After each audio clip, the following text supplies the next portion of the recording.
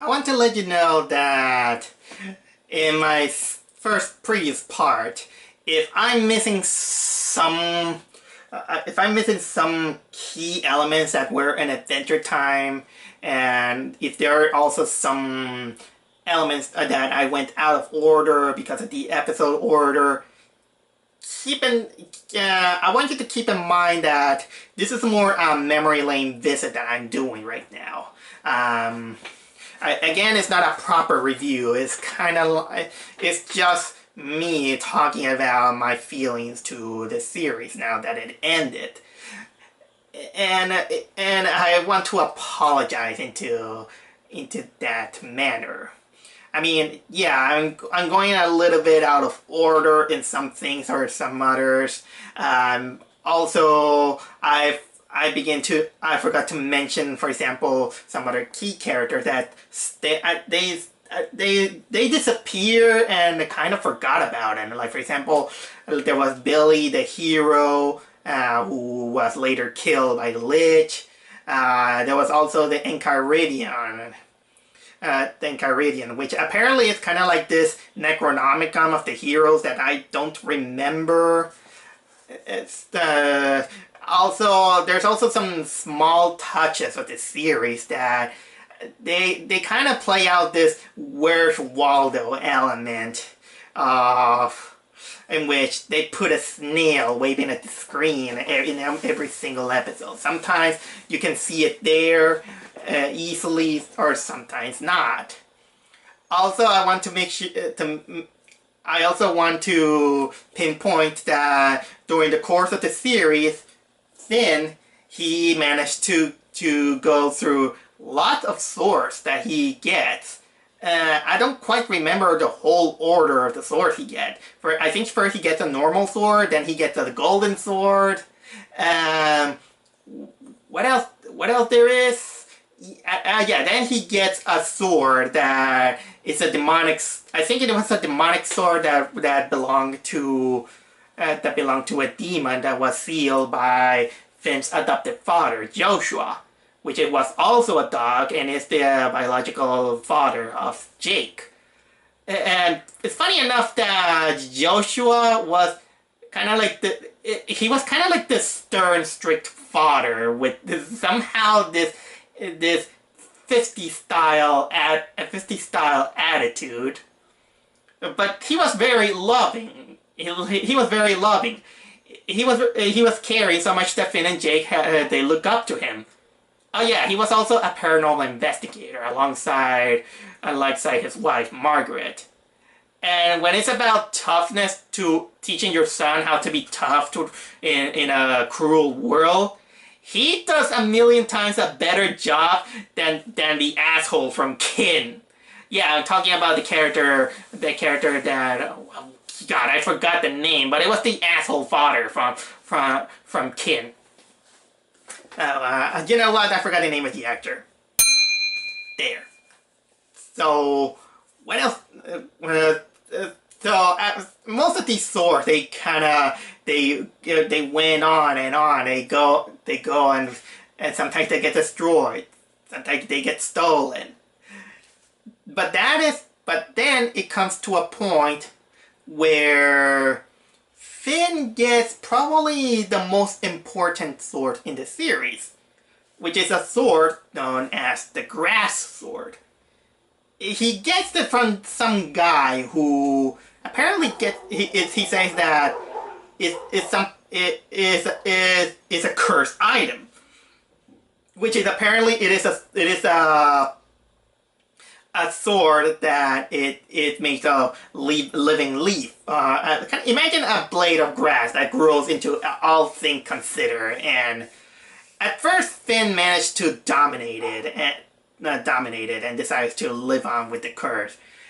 Nonchalantly, Finn is like, alright then, I'm gonna take it and all this stuff.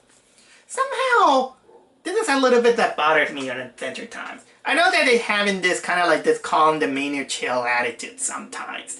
But sometimes this kind of brings out that there is on a show that kind of lacks some kind of real emotion. I know that probably is trying to teach children that you must not be overly emotional to every single catastrophe that happens. Although, man, it kind of requires a lot more training into for that one.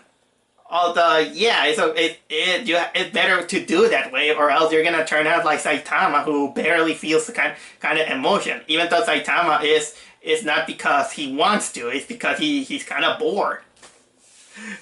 I'm talking about a character of One Punch Man. But when the series really begins to push another one of those edges, comes out at the end of one of those seasons in which they made Finn made a bucket list to his hero with Billy, who was killed by the Lich a few episodes ago. But somehow he then gets clues that his father is alive. So because Finn is curious to see where he belongs and what he is, he gets information that his father is in prison in a citadel. But unfortunately, during this whole ordeal, it kills off another character, which is called Prismo, which I'm not going to get too much into that because it's going to take a long time. And he finds out his father, which is this chunky, bearded guy who has charisma, but he's a horrible human being. He's the total con artist. I'm serious. The guy, he didn't even care for his son, and there was a real reason why he was in that citadel, which is probably a jail for some of the most notorious criminals there is. And he just leave and abandon his son when the Lich was taken over, doing his creepy vibe. This was one of the moments in which the Lich was actually really, really creepy. And I don't remember who voiced the Lich. I'll put it here. But he did a great job on making one of the creepiest characters in animated history. I mean, I've seen creepy characters even in anime, like Frieza, or Frieza was scary when I was a child. Today we got Zamasu, Black Goku. I'm talking about Dragon Ball most of the time. Some of the One Piece characters were also pretty scary. Big Mom is actually scary. Also, Dragon Kung Fu was kind of scary, but he was kind of too quirky for my taste. Long story short, this was had the right amount of scared there is.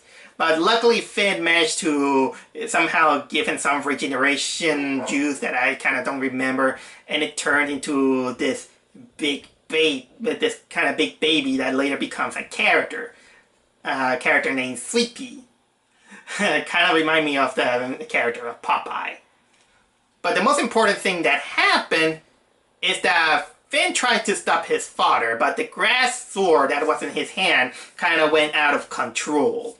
And while tug of warring between Jake and his father, it eventually led to Finn finally losing his arm.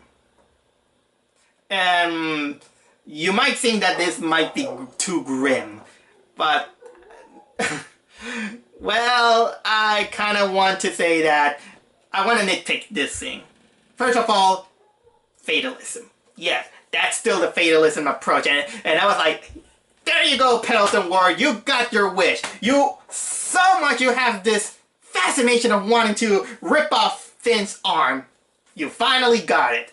But my nitpick is that for something that he gets his arm torn apart, it wasn't bloody. I'm asking for blood and this. maybe maybe I will say that maybe because Finn will grow into this regenerative thing, and then and then his wound get patched up with a flower or something like that. But my big thing about that is that how Finn took his arm, having torn off from his system. He kind of doesn't feel a thing. He didn't feel a thing. He's like, oh, okay, you know what? I learned my lesson. No, we have this worm whose name's Shelby to do the crime for him. I don't know. I want to know if they wanted to. He tried to be too hard to be metaphorical. He tried a little bit too hard. I mean, Finn not crying out in pain about losing his arm. It kind of made me think that this Finn is made of the same material of this doll. I mean, he was a ragdoll or something like that.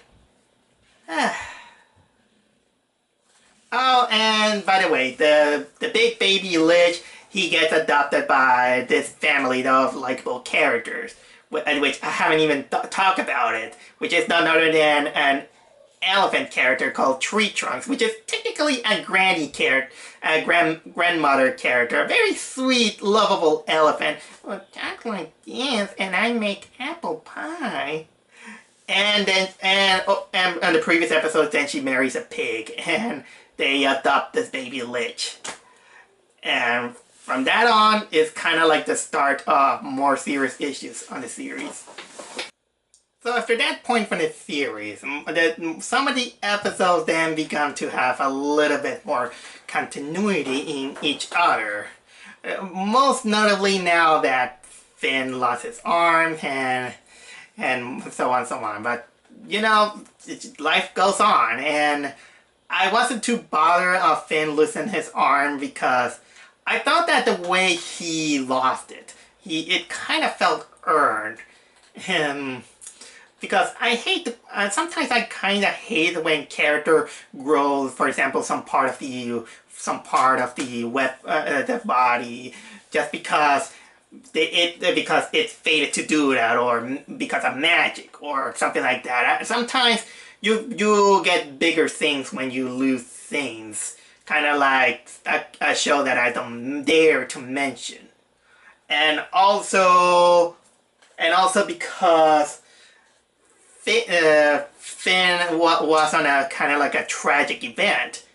Kind of like, for example, why it took me a while to get used to some of the changes in One Piece when the character began to have some kind of change. But it took a while to give us a little bit more of Finn with a new arm. Just with a sprout on his hand, they have to erase because drawing a little sprout on the palm of his hand in every single frame is gonna be kind of like time consuming. But yeah, I just kept enjoying the series, and apparently they decided that once in a while they decided to grab some guest animators. And I think, I don't know if it was the first one, but that one kind of became one of my favorite episodes of all time, of Adventure Time, which is the food chain. It has this beautiful animation, but also it gives out this approach about nature, teaching us that, well, everything is a food chain, a food cycle, and in a simple terms, we kind of admire it. In their terms, leaves eat caterpillar. Leaves are eaten by the caterpillars. The caterpillars are eaten by the birds. The birds are eaten by bigger birds, in which they poop out bacteria, and that poop out bacteria turns into it gets absorbed by the leaves, and then lives go on, and then we have this musical part. I forgot to mention about the music because Adventure Time has the tendency to create a lot of music. The Food Chain is still one of my favorite songs of this whole series, but the other songs, I don't know what to say. Sometimes it tries to go into this modern medieval ballad in which they just sing. You know, like for example, when you go to some kind of gothic bar and you hear the people with the guitar and go like, whatever happens, happens. This is the circle of life. I'm not a singer, but that's the kind of mood that most of the songs at Adventure Time come off. That's so. What else can happen in this series after that? Oh yeah, little by little, we begin to see more of the lore of Adventure Times. We begin to see a lot of characters having their closures. We begin to see more about the relationship of some other characters. For example, it beginning to show that Princess Bubblegum and Marceline, they had a relationship for many years, and yeah, for many guys, they thought that they were in a lesbian relationship. And boy, that Adventure Time was not so shy about this. What else there is? We also have other throwaway characters, other characters that began to become a little bit more prominent.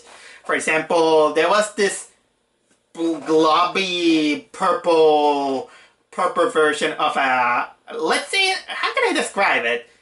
It's a character called Lumpy Space Princess, which it was technically also one of my least favorite characters because this character, it kind of represents everything that we don't want to see on a person who is very who is very hooked on to the Jersey Shore shows. It's kind of like a reality show nightmare. It's a character who is voiced by the creator, Pendleton Ward, and he's like, oh yeah, whatever. Sometimes she comes out as funny, but sometimes comes out as mean-spirited, so it was hard to take a liking on that character. But little by little, the character, it kind of become like this pathetic character who somehow you gotta feel pity of him. But unlike the Ice King, who is much more pitiful, LSP comes off like you try to be pity, but sometimes she pushes you around. There was another character who is called the Earl of Lemongrab. He showed up once, but then he kind of became prominent as one of Princess Bubblegum's first, I think it was the first, but also one of the few failed experiments, and he's kind of like this spoiled, angry, lost, narcissistic guy who also has his kingdom of lemon. But I don't know what people got into him, but he was kind of funny, especially considering that this guy was voiced by I think it was Dan Harmon. Yeah, the guy who will come up to create Rick and Morty. And you can notice that the guy's voice, he really sounds if Morty became insane.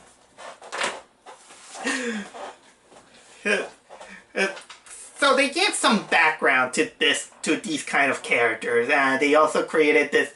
There was an arc that involved the Earl of Lemongrab and then his created brother, in which it goes into dark territory, but it involves another character called Lemonhope, who decides to roam around the world, not taking responsibility of a kingdom, because he just don't want to. It kind of became a bittersweet episode, but again, the episode kind of ended with Pendleton Ward's approach to fatalism, in which says that, yeah, I mean, after our favorite characters are gone, everything is gonna be worse. Apparently, now that I think of it, probably fatalism is the closest to reality. Oh yeah, and what else there is? Oh, and in a way, it was during those moments in which I was kind of fearing for Princess Bubblegum approach. I mean, her experiments, her lack of consideration to other characters. Remember that I told you that she was kind of like the skeptical character on about magic in a world in which magic exists. Well, I kind of make a research out of that episode, and unfortunately, after reading a little bit of that article, I kind of begin to agree that sometimes believing in magic and doing everything that, oh, you do this because magic. You give this guy another pair of extra arms because magic, and because I want to. Everything is resolved by magic. It's kind of like a very irresponsible way. But the more I think about it, probably they're right. Well, what are some other episodes that I remember? For example, there's one of my least favorite characters. One of my least favorite episodes is the episode of Ocarina, because I thought Jake proved to be a terrible parent on that one. There was another episode. There were two special guest episodes that with special guest animators that I don't like the art style. I don't remember which ones they are.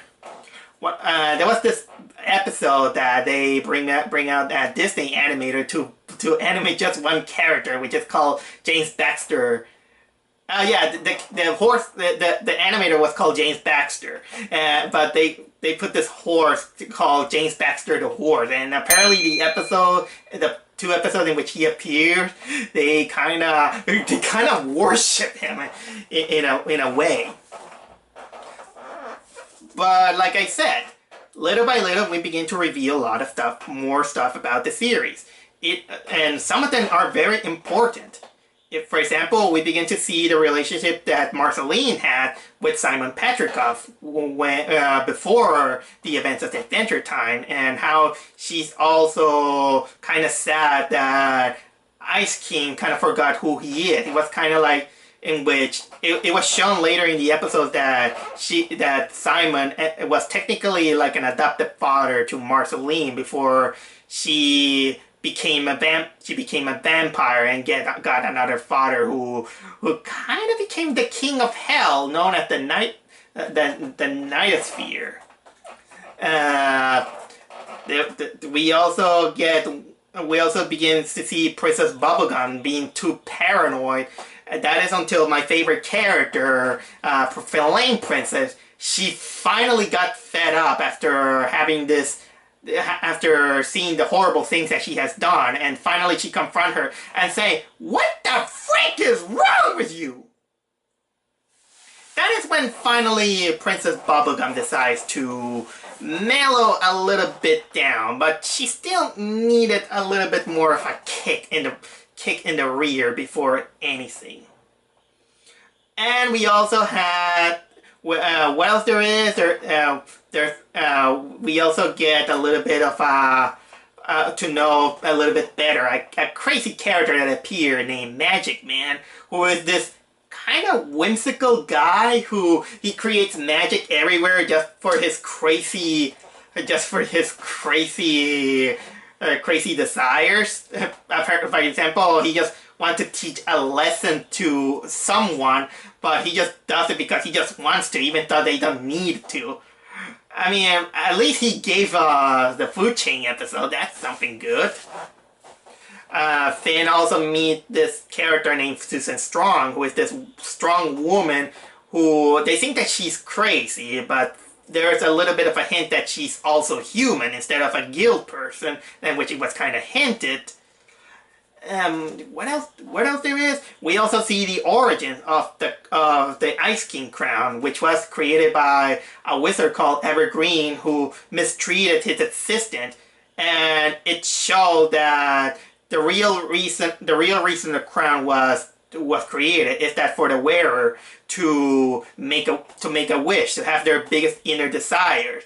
But unfortunately, the power of the crown is too strong that it could drive anyone mentally insane. And thanks to that, we also they also put on an arc that there is this giant comet that is gonna land on the whole kingdom, which I forgot to say that the world that they live is called the land of Oo, and in which it kind of served to patch up the relationship of Finn and his father. His father a total dick. And yeah, he you see the horrible things that he does, but still being charismatic as hell.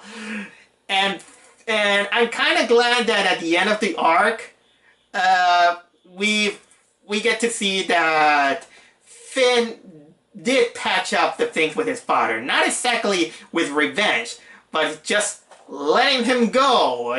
Just let him go do whatever he wants.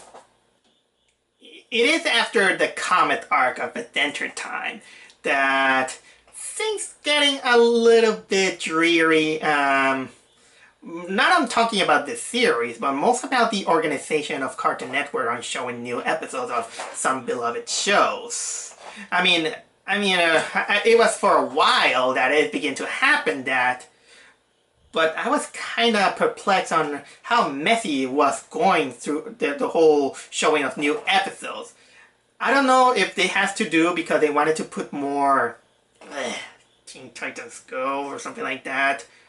But it was once in a while, every 3 months or 4 months, that they begin to give us like 5 more episodes at Adventure Time, or even some of my favorite like regular show. But I wasn't like in the give in and take it here and there, because Adventure Time is beginning to having some interesting stories. Especially, I was very eager to see after the Comet arc, because in one thing, we finally got what I wanted the most, which is a punishment for Princess Bubblegum's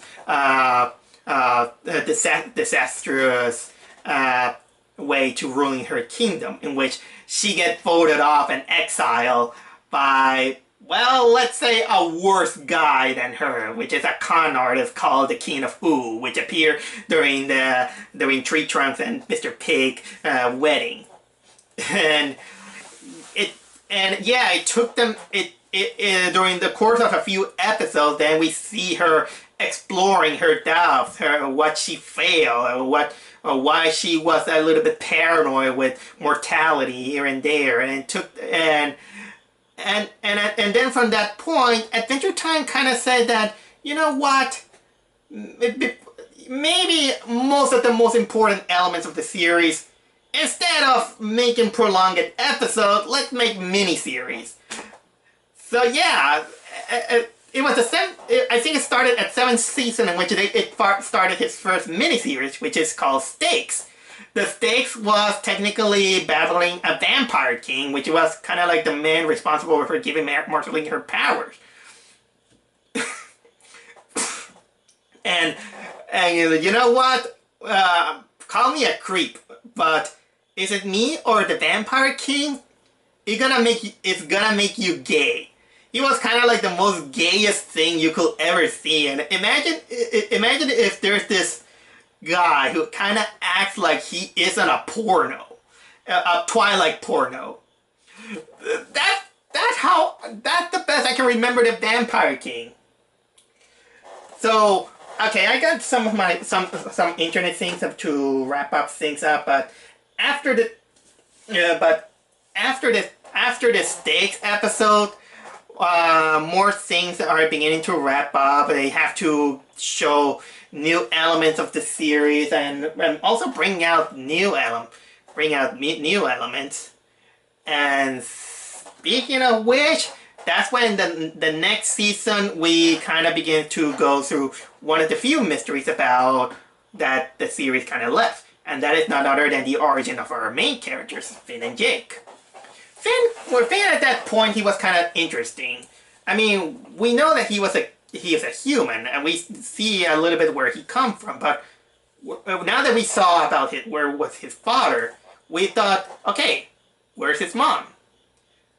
That is when things kind of becomes a little bit lorgy in this case. Sorry, I just gotta check out some check out something here and there. I mean, things are becoming a little bit crazier during the series. First of all, one of the few most notable episodes that I don't remember if it was before or after is that for a brief period of time, the Ice King became Simon Petrikov for a while, but without the crown powers, he's dying. And so, in order to help him figure out how some of the problems, they bring back Betty from time. So Betty comes to the land of Oo, but she fails to save Simon Petrikov, and he becomes the Ice King. So Betty, she kind of becomes a little bit mad, and she tries to desperately find a way to bring back his lover back to her old self. And she becomes that character. She then even absorbs Magic Man's powers in order to have power for herself, in order to go with her crazy scheme to have Simon return back to normal. And at the same time, we also begin to learn about Normal Man, who he was a character who was exiled, and also I think he had a lover in, I think somewhere that I don't remember. And so yeah, you know what? This series is getting a little bit too long, and I can see why, because trying to remember everything from Adventure Time is a very long series. But trying to cut things a little bit short.